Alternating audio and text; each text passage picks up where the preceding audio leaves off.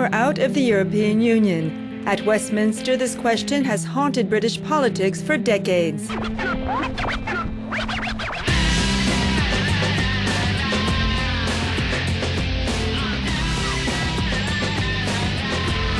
And last month, Britain's relation with Europe heated up once again. At the December summit, Prime Minister Cameron refused to support a new treaty of deeper fiscal integration among EU members. The choice was a treaty without proper safeguards or no treaty. And the right answer was no treaty. It was not an easy thing to do, but it was the right thing to do. Saying no to Europe. Political music to British Eurosceptics, especially those in Cameron's Conservative Party. Andrew Rosendale is one of them. This Member of Parliament urged Cameron to show Brussels the bulldog spirit. For him, the bulldog is synonymous with being British, proud and independent, but not aggressive.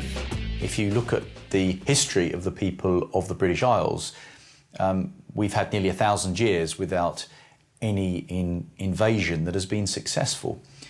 We've always repelled those that have tried to impose things upon us that are not in our interests. And so when things get tough for the British, we show the bulldog spirit. And you know, we sometimes have to stand up and say what we think is right. And prime ministers in the past, like Winston Churchill, like Margaret Thatcher, have shown the bulldog spirit. And I asked the Prime Minister, Mr Cameron, to do the same when it comes to the demands of the European Union. And I'm pleased to say that he showed the bulldog spirit and he said no. Showing the bulldog spirit like Thatcher or Churchill before that. Here at the Churchill War Rooms in London, this museum pays tribute to one of Britain's most popular politicians ever. A man seen as a hero, but also a shrewd politician. Not a Eurosceptic, but a realist. I don't think he was a Eurosceptic. I think he didn't have a well-defined philosophy, political philosophy, economic policy towards Europe. I think he just wanted to see Europe being rebuilt from the flattened Europe it was in 1945. And he saw the France and Germany as the principal people who needed to patch it up and make it happen. But I think he saw Britain as being very much on the edge of it, not being integral to it, not being central or focal to it. These war room bunkers in the heart of London are where Churchill and his advisors followed the war unfolding on the continent in Europe. For Churchill, like many British people, this sense of standing alone reinforced the idea of being on the edge of Europe. Britain has always been very insular. I mean, it is an island. And so it's always had a slight difficulty being part of Europe. I mean, when you read of British reports in the press, they often speak of Europe. And they speak of it as almost a separate entity from Britain. We're part of Europe, but that's the way it's seen. It's a deep-rooted thing in Britain. It's not a prejudice or a philosophy. It's just something that Britain has grown with and lived with for centuries. And I think the Cameron stance, I think it's politics, basically, whether you like it or not. Politics and Europe.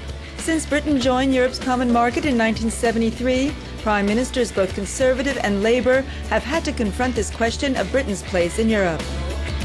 But today's EU is a far cry from what it was in the 70s. 27 members, a common currency among 17 of them, and especially a Eurozone crisis.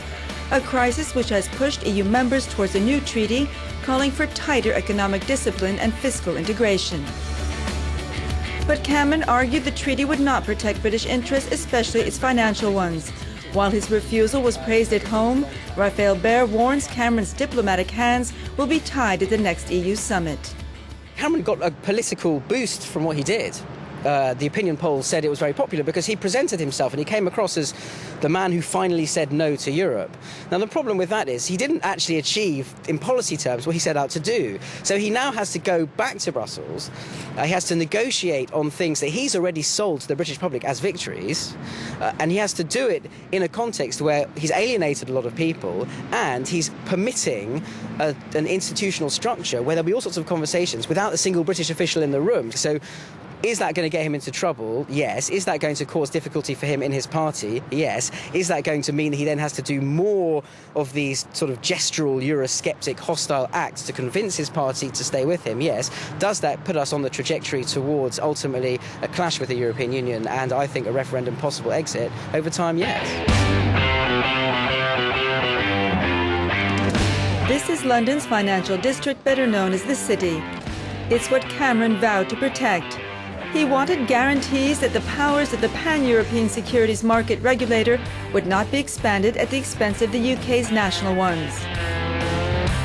Although this type of financial jargon may sound confusing, Cameron's message to protect an industry which generates a lot of money was clear. It's not a zero-sum game. The UK having used its veto, it doesn't necessarily mean that the UK is going to be penalised, and it doesn't necessarily mean that France and Germany have won, or that they're going to come up with the ultimate solution for the Eurozone or shape the Eurozone without the UK's input. You know, the UK is a very important economy globally. It's very important in Europe still as a centre of demand for European products, but also as a financial capital of Europe. And, you know, the Eurozone, certain members of the Eurozone certainly understand how important that is. And I don't think that the UK will be left out in the cold. I really, not based on this one veto, absolutely not. Our ties are too strong with Europe for it to be based on one decision. But there is one decision which could decide Britain's place in Europe once and for all. This is the People's Pledge campaign. It's non-partisan. They want an in or out referendum. It's an idea that is growing support. Some 70% of the British say they want a referendum. Some want out, others in. We've got all shades of opinion across the political parties and all shades of opinion across the spectrum of opinions of on Europe. And what they have in common is a belief that it shouldn't be for politicians to decide it anymore. The last vote on our membership of Europe was 37 years ago now, and that was on the issue about whether we joined a trading association. It's become more than that. Both sides admit that. And it's time for the British people to now have a fresh say on what they want the relationship of their country to be with Europe. Britain needs to adopt a less little European mentality and needs to really engage with the greater international community that lies beyond Europe. So it's a major existential decision we have to make. In the 1950s, it would have seemed to many people that Europe was the future and that greater European political integration was a modern project. I don't think there are too many people within Britain or most of the other member countries who now view the European Union in quite the same way. Both Europhiles and Eurosceptics agree that the green light for an EU referendum won't happen until after the next elections in 2015.